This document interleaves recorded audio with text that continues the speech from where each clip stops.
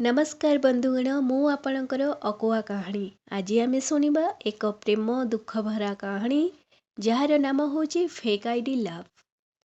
यही जगत रे सबुठु अजब प्रेम हूँ ऑनलाइन प्रेम जोठारे प्रेम के सामना सामनी नुहे बरं ऑनलाइन आरंभ हुए चैट रे बंची थाए आउ केबे केबे लास्ट सीन रे शेष हो जाए।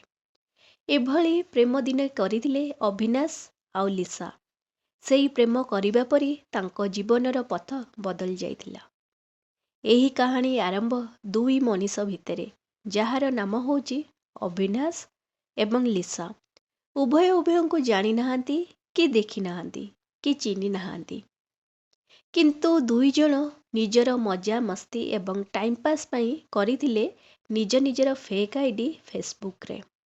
अविनाश एक चुपचाप लाजुआ कम कथा कहूथुवा पिला, काहा सह एते जल्दी मिसी पारे नहीं कि कथा बेसी हेई पारे नहीं। रंगरे टिके कला स पतला डेंगा पिलाटी, किंतु ऑनलाइन ने से थिला रॉयल रॉकस्टार। सेई ऑनलाइन दुनिया पई से थिला पूरा अलगा। डेंगा गोरा सुंदर मनलोभा हैंडसम पिला थिला अविनाश। सेपटे लिसा एक चुलबुली हसमिजाज बिंदास झियो, रंगरे गोरा किंतु देखिबाको टिके मोटा, किंतु फेक आईडी रे से थिला मूनलाइट गर्ल जी की अति सुंदरी पतली झीटे। सेई एडिटिंग फोटोटी जी देखिबो गोटे नजरे ताकू भी भल पाई बसिबो। एमिति निज निजर फेक आईडी करी नुआ नुआ बंधु करबा आशारे उभय। गोटे दिन लिसा अचानक भावे देखे अविनाश रो फोटो, अटकी जाए तार आखि, लाखी जाए आखि सहीठी। निजको अटकाई न पारी मेसेज करे अविनाश को, Lisa hi I am moonlight girl, can we be friends. Avinash सही मेसेज को देखी मुचुकुंदा हस दे मने मने भाविला एईटा भी मो भली फेक आईडी हेइथिबो, किंतु से रिप्लाई कला श्योर, किंतु तमर किछि नाम थिबो तो। लिसा हाँ अच्छी, किंतु तमे मते जानी थाओ केवल मूनलाइट गर्ल भावे, मु केबे तम नाम पचारिबि नहीं कि तमे मोर, ठीक अछि। अविनाश हसी करी कहला ओके। लिसा तम स्टोरी देखली बहुत भल लगिला सेथिबाई जस्ट फ्रेंड्स। अविनाश ओके। एभली आरंभ हैला गोटे मिलन, गोटे अजणा कहानी जहाँ सत्य नुहे किंतु अनुभव आउ तांकर बंधुता तिला सत्य। धीरे धीरे यही कहानी अन्य एक मोड़ नहीं गला। यही दीर्घ 6 मास व्यवधान भितर उभय उभयंकर चलीथिला अनवरत भावे मेसेज कॉल हस मजा मस्ती आउ राति राति भरी कथबार्ता। स्वर शुणुथिले किंतु केबे सामना सामनी हेई नाहांती कि केही काहाकू देखी नाहांती। सतर अनुभव भितरे लुचि रहिथिला अंधकारर छाया। सेई अंधकारर छाया भितरे राति 12टारे भी तांकर थिला हाय आउ सखाली थिला गुड मॉर्निंग आउ सबुदिन केवल मेसेज मेसेज टाइपिंग टाइपिंग। किछि लोकंकु जीवन आमे निजे चयन करि न थाओ, बरं किछि निजे आसी आमको चयन करथांती। लिसा एई भली आसीथिला अविनाश रो जीवन रे। सेई कथबार्ता भितरे दिने लिसा कहिला तम सह कथा हेले मो दिनटा बहुत भलरे चली जाए। अविनाश हसी करी कहला मोर भी। लिसा कहला मु तम गोटे कथा कहबी। अविनाश कहला हाँ कुह ना पचारछ कौन पाई। लिसा कहला मु तम पाई किछि सांगठारु अधिक अनुभव करछि। अविनाश कहूछि मु भी, किंतु किछि कहबाकू साहस नाई मो पाखरे। लिसा कहला कौन पाई। अविनाश कहला किछि कारण अछि। लिसा पुणी कहला से कारण कौन। अविनाश कहला जेबे देखा करिबा सेबे कहबी। लिसा कहला देखा न कले कौन कहब नहीं। अविनाश कहला ना कहि हब नहीं, तमे थरे मते देखा करो नले वीडियो कॉल कर, मो मनर कथा कहबाकू चाहूँची। मते भी भय अछि, किंतु सेई भय को पछरे पकई तम उपरे विश्वास रखी मु कहूची चल देखा करिबा। केते थर मु कहिलेली, किंतु तमे सबु बेले अराजी। लिसा टिके मन सुखई करी कहला तमे भी किछि दिन पूर्वरु सेमिति अराजी थिलो, तमे भी ना कहूथुलो। तमे गोटे दिन कहिथिले न आमर संपर्क आमर बंधुता रूप रंगर नुहे कि देखा चाहाणीर नुहे, केवल गोटे अनुभव। ଯାହାକୁ କେବଳ ଅନୁଭବ ଆମେ କରିବା। ତା ପାଇଁ ପରସ୍ପରକୁ ଦେଖିବାର ଲୋଡ଼ା ନାହିଁ। ତାହେଲେ ଆଜି କ'ଣ ପାଇଁ? ଅବିନାଶ ବୁଝେଇ କରି କହିଲା, ଆଜି ମୁଁ ତମକୁ ଭଲ ପାଉଛି। ସେଥିପାଇଁ କହୁଛି ତମେ କିଛି କହିବା ପୂର୍ବରୁ ମୋତେ ଥରେ ଦେଖିନିଅ।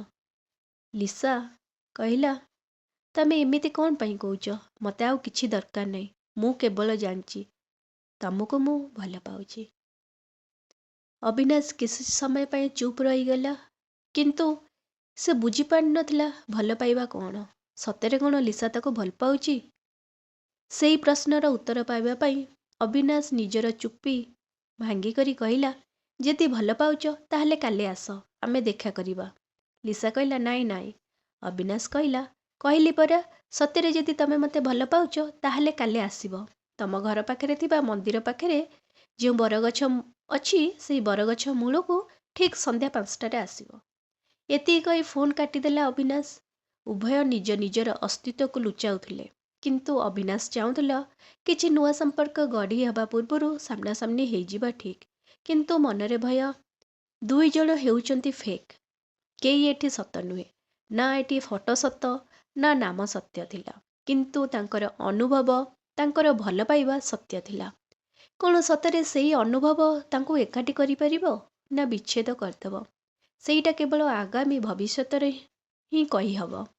ସତରେ ନ ଦେଖିବା ପ୍ରେମକୁ ନିଜର କରିପାରିବେ ସେମାନେ? ସେଇଟା ଥିଲା ଉଭୟ ମନରେ ଭୟ। ଜଣେ ନିଜ ରଙ୍ଗ ପାଇଁ, ଆଉ ଜଣେ ନିଜ ଶରୀରର ଗଠନ ପାଇଁ ଭୟ କରୁଥିଲା। କିନ୍ତୁ ବିଶ୍ୱାସ ଥିଲା ଉଭୟଙ୍କୁ ତାଙ୍କ ପ୍ରେମ ଜିତିଯିବ। ସେଇ ଆଶା ଓ ବିଶ୍ୱାସରେ ଉଭୟ ମନସ୍ଥ କଲେ ଯିବେ କାଲି ଦେଖା କରିବାକୁ। ଭୟ, ଉତ୍ସାହ ସବୁକିଛି ମିଶ୍ରିତ ଥିଲା ସେମାନଙ୍କ ପାଖରେ। ସନ୍ଧ୍ୟା 5ଟା। ବରଗଛ ମୂଳେ ଠିଆ ହେଇଛି ଅବିନାଶ। ଅପେକ୍ଷା କରିଛି ସେ ମୁନଲାଇଟ୍ ଗାର୍ଲକୁ। ଦେଖା ଦର୍ଶନ ନାହିଁ ତାର। ଆଖି ତାର ବାଟକୁ ଚାହିଁ ବସିଛି। ମନରେ ଅନେକ ପ୍ରଶ୍ନ ସହ ସଙ୍କୋଚ, ସେ ଆସିବ କି ନାହିଁ। ଅଚାନକ ଭାବେ ଆଖି ତାର ଥମିଗଲା। ସେ ଦେଖିଲା ଦୂରରୁ ଗୋଟେ ଝିଅ ଆସୁଛି। ସରଳ, ସାଦା, ହସ ହସ ଝିଅ, କିନ୍ତୁ ଦେଖିବାକୁ ମୋଟି। ସେଇ ଝିଅକୁ ଦେଖି ମନେ ମନେ ଅବିନାଶ ଭାବିଲା, ସେ କ'ଣ ସେଇ ଝିଅ, ନା ଆଉ କିଏ? ସେଇ ଫଟୋ ଭଳି ତ ଦେଖାଯାଉ ନାହିଁ। ସେ କ'ଣ ମୋ ଭଳି ତା ଫଟୋ ଆଉ ତା ନାଁ ବଦଳିଛି କି? ଏମିତି କିଛି ଭାବନାରେ ଥିବା ସମୟରେ ଲିସା ଆସି ପହଞ୍ଚିଗଲା ସେଇ ଗଛ ମୂଳେ। ଦେଖେ, ସେଠି 2ରୁ 3ଟି ପୁଅ ସହ ଝିଅ ଠିଆ ହୋଇଛନ୍ତି। ଆଖି ଖୋଜେ ତାର ମଣିଷକୁ। ଫଟୋ ସହ ସାମଞ୍ଜସ୍ୟ କରି ଖୋଜେ ସେଇ ମଣିଷକୁ। କିନ୍ତୁ ମିଳେ ନାହିଁ ତାକୁ କିଏ ବି। କିନ୍ତୁ ଏକୁଟିଆ ସେ ପାଏ କେବଳ ଗୋଟିଏ ପୁଅକୁ।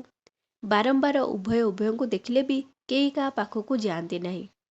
କିଛି ସମୟର ଅନ୍ତରାଳ ପରେ ଶେଷରେ ଲିସା ଆସି ଅବିନାଶକୁ, ରୟାଲ ରକଷ୍ଟାର?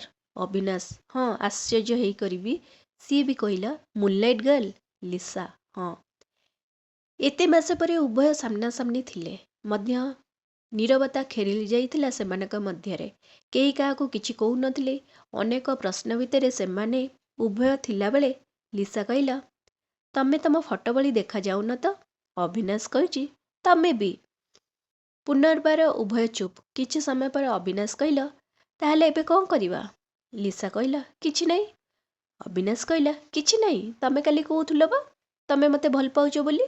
ଲିସା ଟିକିଏ ଥଙ୍ଗ ଥଙ୍ଗ ହେଇକରି, ନା ନା, ମୁଁ ତମକୁ ଭଲ ପାଉନାହିଁ, ଏମିତି କହୁ କହୁ କହିଦେଲି ନା।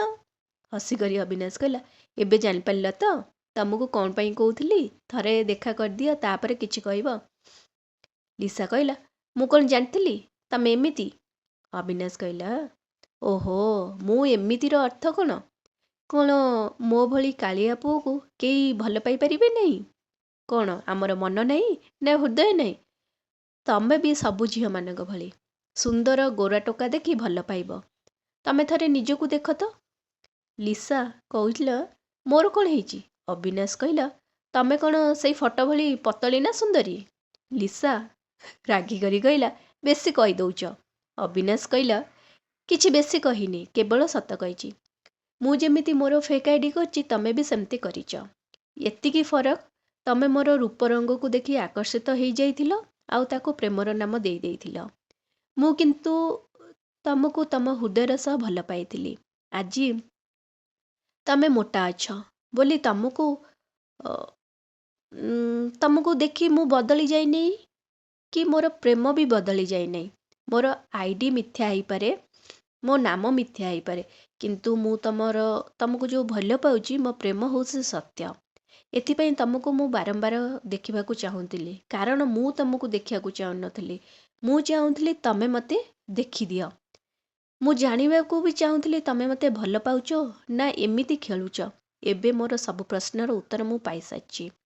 ସବୁବେଳେ ଭାବୁଥିଲି ତମେ ମୋତେ ଦେଖିବା ପରେ ବୋଧେ ମୁଁ ତମକୁ ହରାଇ ଦେବି, କିନ୍ତୁ ଆଜି ଜାଣିଲି ତମେ ତ ମୋତେ କେବେ ନିଜର କରିନଥିଲ। ଏତିକି କହି ସେଠୁ ଚାଲିଗଲା ଅବିନାଶ। ଆଖିରେ ଭରି ଆସିଥିଲା ଲୁହ, କାରଣ ଅଳ୍ପ ଦିନ ହେଉ ପଛେ ସେ କାହାକୁ ଭଲ ପାଇ ବସିଥିଲା। ତାଙ୍କର ଏଇ କାହାଣୀ ଶେଷ ହେଇଥିଲା ଅସମ୍ପୂର୍ଣ୍ଣ ସ୍ୱପ୍ନ ହୋଇ। ମିଠା ସମ୍ପର୍କ ଅଧିକ ସମୟ ରହେନି। ଭୁଲ ବିଶ୍ୱାସରେ କରାଯାଇଥିବା ପ୍ରେମ ଏକ ନରମ କାଗଜ ଭଳି କେବେ ମଧ୍ୟ ଫାଟି ଯାଇପାରେ। ସତ ଯେତେ ଭୟଙ୍କର ହେଉ ପଛେ, ଭୁଲ, ଅବିଶ୍ୱାସ, ମିଥ୍ୟାରେ ଜନ୍ମ ନେଇଥିବା ପ୍ରେମ ତାଠାରୁ ଅଧିକ ଭୟଙ୍କର ହୋଇଥାଏ। କାହାଣୀ ଅଧୁରା ହେଇପାରେ, କିନ୍ତୁ ଆଜିର ଯୁଗରେ ଏମିତି ବହୁତ କିଛି ଅବିନାଶ ଆଉ ଲିସାଙ୍କ ପରି ଥିବେ, ଯାହାଙ୍କର କାହାଣୀର ଆରମ୍ଭ ହେଇଥିବ ମିଠା ଅଧ୍ୟାୟରେ ଆଉ ଶେଷ ହେଇଥିବ କଠିନ ସତ୍ୟରେ। ଆଶା କରୁଛି ଏହି ଫେକ୍ ଆଇଡି ଲଭ୍ ଆପଣମାନଙ୍କୁ ବହୁତ ପସନ୍ଦ ଆସିଥିବ। ଯଦି ଆସିଛି ତାହେଲେ ଏଇ ଚ୍ୟାନେଲକୁ ଜଲ୍ଦି କରି ଲାଇକ୍, ସେୟାର, ସବସ୍କ୍ରାଇବ୍ କରିଦିଅନ୍ତୁ। ଆଉ ଆପଣଙ୍କ ସହିତ ଯଦି ଏମିତି କିଛି ଘଟଣା ଘଟିଛି ତାହେଲେ ମୋତେ କମେଣ୍ଟ ମାଧ୍ୟମରେ ମଧ୍ୟ କୁହନ୍ତୁ। ଜୟ ଜଗନ୍ନାଥ, ନମସ୍କାର।